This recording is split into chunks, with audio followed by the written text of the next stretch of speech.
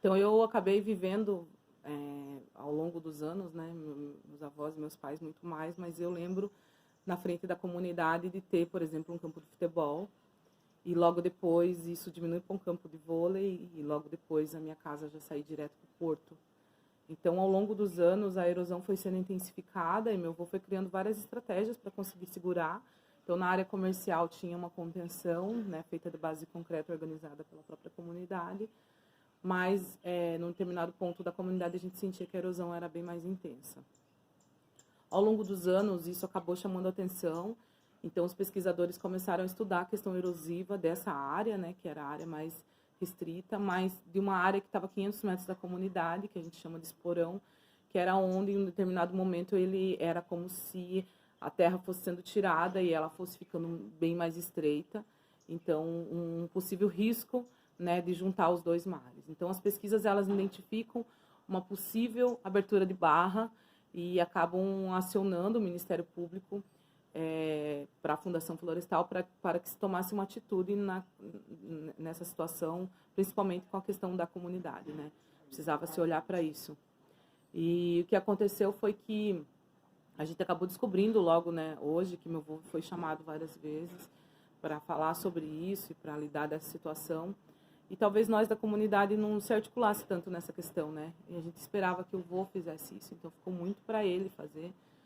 Não existia uma organização, então era meio que como se ele fosse o responsável. E ele fez tudo o que ele podia, ele chamou autoridades, ele pediu socorro várias vezes para políticos que vinham para fazer campanha, enfim, pedindo que olhassem para a erosão, e que a família dele estava lá e que precisava de ajuda.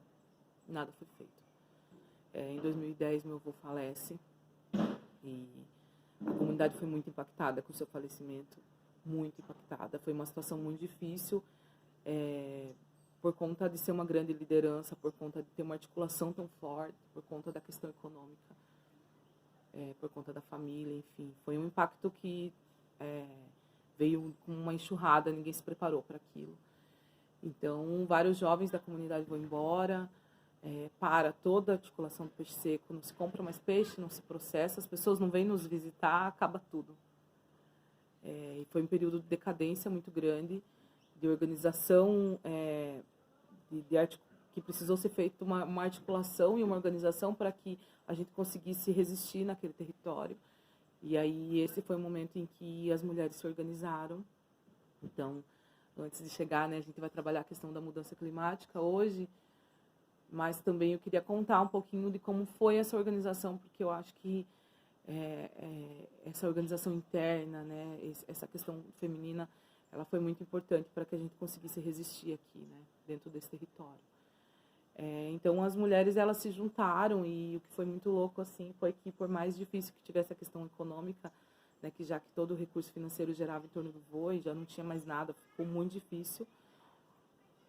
A gente não pensou tanto na questão financeira, a gente pensava muito na questão pessoa, né, psicológico das pessoas. Então a gente sentou para pensar na verdade todo mundo chorou, falamos todos, né, todas as dificuldades, tudo que tinha de negativo, tudo que tinha de ruim, né. Fizemos um diagnóstico, hoje a gente consegue entender assim, mas nada foi planejado. Mas a gente pensou em tudo que estava acontecendo e depois a gente pensou em estratégia. E aí uma estratégia que apareceu foi a gente trabalhar o que a gente gostava. Tinha muito mais chance de dar certo. Então a gente começou a aplicar em artesanato tudo aquilo que a gente gostava de fazer. Porque aí se vendesse ou não, a questão financeira vinha depois. O importante é que a gente ficasse fazendo algo que a gente gostasse, que a gente tivesse um espaço conjunto para conversar, para diminuir tudo aquele sofrimento que a gente estava vivendo.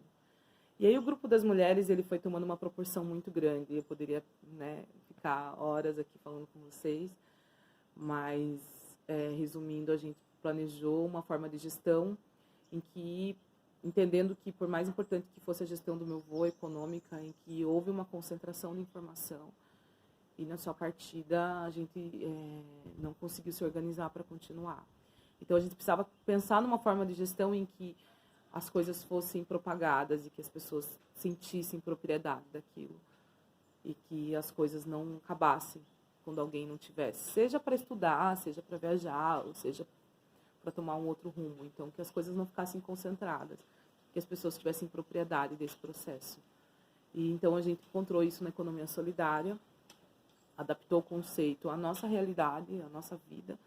E logo em seguida a gente começou a estudar feminismo, então a gente acabou indo para fora, e várias pessoas da comunidade, porque a gente achava que essa discussão tinha que ser mais ampliada. Então, normalmente você não vê dentro de uma reunião de governo, por exemplo, uma discussão em que tenha participação feminina, muito pouca participação feminina. Então, a gente precisava se empoderar, a gente precisava ganhar força para que a gente tivesse autonomia, tivesse voz, e saber e ter autoridade para falar das coisas. Então, a gente precisou se preparar para isso. Então, a gente encontrou organizações feministas que nos deram apoio nesse sentido, e talvez um apoio que foi muito de sentir, né? A gente conheceu mulheres muito fortes, mulheres que passaram por muita coisa, mulheres, enfim, indígenas, negras, mulheres encarceradas, mulheres que perderam famílias, mulheres da ditadura militar, mulheres de todos os tipos, histórias de todos os tipos. E essas histórias, elas foram fazendo parte da nossa vida, né? Da nossa resistência, a gente foi entendendo o quanto a gente pode, né? E aí, com isso, a gente começou a dialogar dentro da comunidade, dialogar nos lares, e a gente começou a ser ouvido nos lugares que a gente ia, né? Então, as pessoas estavam parando para ouvir o que a gente tinha para falar, isso não era tão comum. E aí, a partir daí, a gente foi encontrando outras parcerias e os nossos produtos, eles foram ampliando, o movimento social foi dando para a gente mais força, né? A gente entendeu que não era só nós que estava lutando, que tinha, né, que os povos tradicionais, eles tinham união e que tinham direitos. Todo esse processo para mim entender que tinha direito foi um negócio muito forte, assim. Porque eu vivi e meus pais e avós, então, acho que foi muito difícil entender que aquele território que era seu, a partir de um período que virou unidade de conservação, a gente precisava pedir para fazer qualquer uso, né? Então, a gente sempre entendeu que a gente tinha dever com o Estado. Então, você não pode fazer isso sem pedir, você não pode fazer aquilo, você não pode, você está aqui, mas você não pode fazer. Então, entender que a gente tinha direito, entender que, sim, a gente é importante, sim, a gente pode fazer.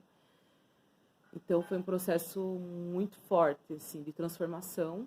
E o nosso produto passou a se transformar nesse período, virou um produto sustentável, virou um produto que foi adaptado à nossa realidade, um produto que hoje é um produto ecológico, um produto confeccionado dentro da própria comunidade, que reutiliza lixos marinhos e a gente comercializa esse produto. E aí, resumindo essa parte, em 2015 a gente acabou descobrindo que sim, a geração de renda compartilhada, ela dava resultados. Em 2015 a gente veio com o peixe seco de novo, a gente resgatou esse processo com uma gestão feminina compartilhada. Logo em seguida veio as escolas, as agências, as escolas estudantis, né, de alunos de São Paulo, onde a gente podia contar sobre a nossa cultura, vivenciar a cultura caiçara e também contar sobre o processo de organização feminina, empoderamento feminino. E foi um processo importante, porque a gente entende que a pesca hoje, ela não consegue mais dar qualidade de vida para as famílias, ela é muito pequena, né? E que a gente descobriu que o artesanato, a tainha, que é a safra, e o peixe seco, e mais as escolas, elas conseguiram nos dar estrutura para que as mulheres conseguissem ter a autonomia do recurso financeiro nas suas mãos e dar mais qualidade de vida para as famílias. Então, a gente fala mulheres, mas o recurso ele vai para o lar, mas só que a gestão ela é dela. Ela vai dizer o que fazer com aquele recurso. Então, em 2016, a gente alcança o tão sonhado um salário mínimo por mulher das gestões compartilhadas mês. Então, a gente conseguiu entender que o nosso território, sim, ele foi capaz de trabalhar em harmonia com a natureza, de cuidar do nosso território e também de transformar esse espaço num espaço de força e de igualdade social. Mas foi no mesmo ano em que a gente teve a questão da ressaca.